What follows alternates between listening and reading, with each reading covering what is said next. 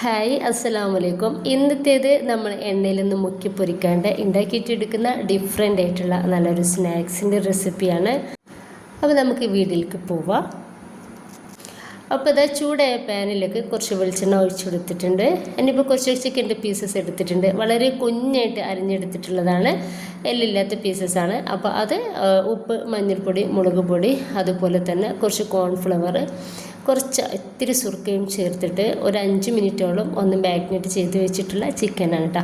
അപ്പോൾ ഈ ഒരു ചിക്കന് നമുക്ക് ഒന്ന് ഫ്രൈ ആക്കിയിട്ട് എടുക്കണം.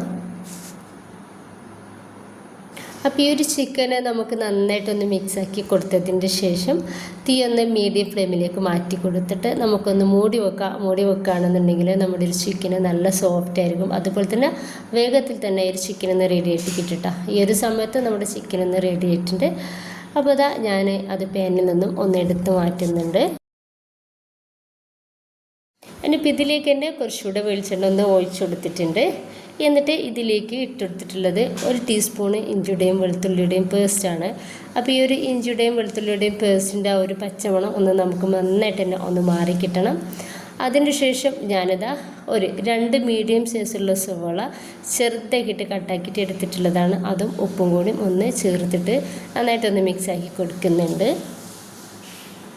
എന്നിട്ട് നമുക്ക് ഇതൊന്ന് മൂടി വെക്കാം. ഇനിയിപ്പോൾ ചൂടായിട്ടുള്ള ഈ ചിക്കന് നമുക്ക് മിക്സിയുടെ ജാറിലിട്ടിട്ട് ഒന്ന് ക്രഷ് ചെയ്തിട്ട് വെക്കാം.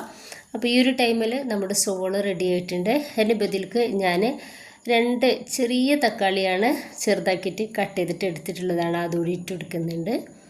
എന്നിട്ടൊന്ന് മിക്സാക്കി കൊടുക്കാം. അപ്പോൾ ഈ ഒരു തക്കാളിയും സവോളയൊക്കെ വേവായ ടൈമിൽ നമുക്കിതിലേക്ക് പൊടികൾ ചേർത്ത് കൊടുക്കാം. 1/4 ടീസ്പൂൺ വീതം മഞ്ഞൾപ്പൊടിയും ഗരം മസാല പൗഡറും 1 ടീസ്പൂണ് മുളക് പൊടി കൂടി ചേർത്ത് കൊടുത്തിട്ടുണ്ട്. എന്നിട്ട് നന്നായിട്ടൊന്ന് മിക്സ് ആക്കിയിട്ട് എടുക്കുക. നമുക്ക് ഈ ഒരു പൊടിയുടെ പച്ചമണം ഒന്ന് മാറിക്കിട്ടണം. അതിനിപ്പോൾ അതിൻ്റെ ശേഷം ഞാൻ കുറച്ച് മല്ലിയുടെ ഇല അതുപോലെ കട്ട് ചെയ്തിട്ട് ഇട്ടുകൊടുക്കുന്നുണ്ട്. അതിൻ്റെ ശേഷം നമ്മൾ റെഡിയാക്കി വെച്ചിട്ടുള്ള ആ ചിക്കനില്ലേ, അതുകൂടി ഇതിലേക്ക് ചേർത്ത് കൊടുക്കുക. എന്നിട്ട് നന്നായിട്ട് ഒന്ന് മിക്സാക്കി കൊടുക്കുക. നന്നായി മിക്സാക്കി കൊടുത്തതിൻ്റെ ശേഷം ഇനിയിപ്പോൾ ഞാനിതിലേക്ക് കുറച്ച് ബ്രെഡ് പൊടി എടുക്കുന്നുണ്ട്. 2-3-4 ടേബിൾ സ്പൂണോളം ബ്രെഡ് പൊടി ഞാനിതിലേക്ക് ചേർത്ത് കൊടുക്കുകയാണ്. അതിന് ശേഷം നന്നായിട്ട് തന്നെ നമുക്കിതൊന്ന് മിക്സാക്കിയിട്ടെടുക്കാം. ഇത്രയും ആയിക്കഴിഞ്ഞാൽ നമ്മുടെ ഈ ഒരു ഫില്ലിങ് ഇവിടെ റെഡി ആയിട്ടുണ്ട്. ഇനിയിപ്പോൾ ഞാൻ കയ്യിൽ കുറച്ച് വെള്ളം ഒന്ന് ആക്കിയിട്ടെടുത്തിട്ടുണ്ട്. എന്നിട്ട് കുറച്ച് അധികം തന്നെ ഫില്ലിങ് ഞാനിതുപോലെ റൗണ്ട് ചെയ്തിട്ട് എടുക്കുന്നുണ്ട്. അപ്പോൾ ഞാൻ വലിയതാക്കിയിട്ടാണ് ഉണ്ടാക്കിയിട്ട് എടുക്കുന്നത് കേട്ടോ. അപ്പോൾ അതുകൊണ്ടിട്ട് തന്നെ അത്യാവശ്യം തന്നെ ഫില്ലിങ് ഇതുപോലെ കയ്യിൽ വെച്ചിട്ട് റൗണ്ട് ആക്കിയിട്ട് എടുക്കുക.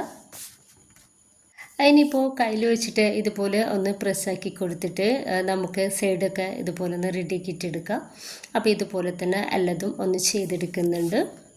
അത്യാവശ്യം വലിയ രീതിയിൽ തന്നെ ഞാനിതുപോലെ ഒന്ന് റെഡിയാക്കിയിട്ട് എടുത്തിട്ടുണ്ട്. അതിനിപ്പോൾ കുറച്ച് ബ്രെഡ് പൊടി എടുത്തിട്ടുണ്ട്. അതൊന്ന് ഫ്രീസറിൽ വെച്ചിട്ട് ഒന്ന് തണുപ്പിച്ചിട്ട് എടുത്തിട്ടുള്ളതാണ്. അതിനിപ്പോൾ എടുത്തിട്ടുള്ളത് മൈദയാണ് കേട്ടോ. ആ മൈദ കുറച്ച് വെള്ളത്തിൽ ഇതുപോലെ ഒന്ന് മിക്സ് ആക്കിയിട്ട് എടുത്തിട്ടുണ്ട്. അപ്പോൾ നമുക്കൊരു മൈദൻ്റെ പകരം കോഴിമുട്ടയും എടുക്കാവുന്നതാണ്. അപ്പോൾ ഞാൻ ഈ മൈദയിൽ മൊത്തത്തിലൊന്ന് ഡിപ്പാക്കിയിട്ട് എടുക്കുന്നില്ല. ഇതുപോലെ ബ്രഷ് വെച്ചിട്ട് കുറേശ്ശായിട്ട് ഒരു മൈദ എല്ലായിടത്തും ഒന്ന് തേച്ച് കൊടുക്കുകയാണ് ചെയ്യുന്നത്. ഒരു സൈഡ് മുഴുവനായിട്ട് തേച്ച് കൊടുത്താൽ നമുക്ക് ഈ ഒരു ബ്രെഡ് പൊടിയിലേക്ക് ഇതൊന്ന് ഇട്ട് കൊടുക്കാം. എന്നിട്ട് ആ മേൽ ഭാഗത്തും ഇതുപോലെ തന്നെ മൈദ ഒന്ന് തേച്ച് കൊടുക്കാവുന്നതാണ്. അതിൻ്റെ ശേഷം ഈ ഒരു ബ്രെഡ് പൊടി എല്ലായിടത്തും ഒന്ന് കവർ ചെയ്ത് കൊടുക്കുക. എന്നിട്ട് നന്നായിട്ട് തന്നെ ഒന്ന് റെഡിയാക്കിയിട്ട് എടുക്കുക. അപ്പോൾ ദാ ഇതുപോലെ ഒന്ന് റെഡിയാക്കിയിട്ട് എടുത്തിട്ടുണ്ട്. ബാക്കി കൂടി ഇതുപോലെ തന്നെ നമുക്ക് ചെയ്തെടുക്കാം. അപ്പോൾ ഇതാ മുഴുവനായിട്ട് തന്നെ ഞാനിതുപോലെ ഒന്ന് റെഡിയാക്കിയിട്ട് എടുത്തിട്ടുണ്ട്. ഒരു 10 മിനിറ്റ് ഞാനത് ഫ്രീസറിലേക്ക് ഒന്ന് മാറ്റി കൊടുക്കുന്നുണ്ട്. 10 മിനിറ്റിൻ്റെ ശേഷം നമ്മൾ ഇതൊന്ന് ഷാലോ ഫ്രൈ ചെയ്തിട്ടാണ് എടുക്കുന്നത്. അപ്പോൾ ഒരു പാനിലേക്ക് കുറച്ച് വെളിച്ചെണ്ണ ഒഴിച്ചു കൊടുത്തിട്ട് അതിലേക്ക് കുറച്ച് പുതിനയുടെ ഇലയാണ് ഇട്ട് കൊടുക്കുന്നത്. എന്നിട്ട് നമുക്ക് ഈ ഒരു സ്നാക്സ് വെച്ച് കൊടുക്കാം. അപ്പോൾ ഞാൻ ഒരു 2 വീതമാണ് വെച്ച് കൊടുക്കുന്നത്. കാരണം ഇത് മറിച്ചും തിരിച്ചും ഇട്ട് കൊടുക്കാൻ ഒരു ഈസിക്ക് വേണ്ടിയിട്ട് മൊത്തത്തിൽ ഇട്ട് കൊടുക്കുന്നില്ല, 2 വെച്ചാണ് വെച്ച് കൊടുക്കുന്നത്.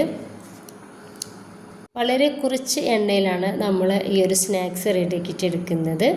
ഇനിയിപ്പോൾ നമുക്കിത് തിരിച്ചു മറിച്ചിട്ടിട്ട് നന്നായിട്ട് നല്ലൊരു ബ്രൗൺ കളറായിട്ട് കിട്ടണം നമ്മുടെ ഒരു സ്നാക്സ്. അതുവരെ നമുക്കിത് തിരിച്ചു മറിച്ചിട്ടിട്ട് 2-3-4 പ്രാവശ്യവും തിരിച്ചു മറിച്ചിട്ടിട്ട് നമുക്ക് ഇതൊന്ന് റെഡിയാക്കിയിട്ട് എടുക്കാം.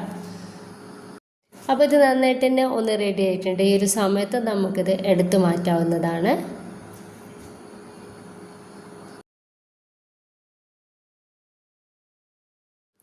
അപ്പോൾ അത്യാവശ്യം ഹെവി ആയിട്ട് തന്നെ ഈ ഒരു സ്നാക്സ് ഒന്ന് തന്നെ നമുക്ക് മതിട്ടാം. അത്രയും ടേസ്റ്റുണ്ട്, അത്രയും ഹെവി ആയിട്ടുണ്ട്. അപ്പോൾ ഇത് എല്ലാവരും ട്രൈ ചെയ്ത് നോക്കുക. നിങ്ങളുടെ അഭിപ്രായങ്ങൾ കമൻറ്റായിട്ട് അറിയിക്കുക. ഇഷ്ടമായിട്ടുണ്ടെങ്കിൽ നിങ്ങളുടെ എല്ലാ സപ്പോർട്ടും ഉണ്ടാവുക. നിങ്ങൾക്ക് എൻ്റെ വീഡിയോ ഇഷ്ടമായിട്ടുണ്ടെങ്കിൽ സബ്സ്ക്രൈബ് ചെയ്യാനും അതുപോലെ തന്നെ ലൈക്ക് ചെയ്യാനും കമൻറ്റ് ചെയ്യാനും ഷെയർ ചെയ്യാനും ഒന്നും മറന്നു പോകരുത്. ഇൻഷാ അല്ലാഹ്. ഓക്കെ.